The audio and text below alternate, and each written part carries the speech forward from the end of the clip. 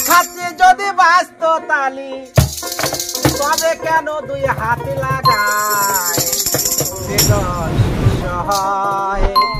ও গুরুর মনের খবর নয় মাইকি রে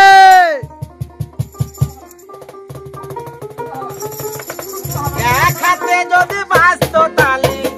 এক হাতে যদি বাঁচত তালি তবে কেন দুই হাত লাগায় সেজন শিষ্য হয় ও গুরুর মনের খবর লয় সেজন শিষ্য হয় ও গুরুর মনের খবর লয়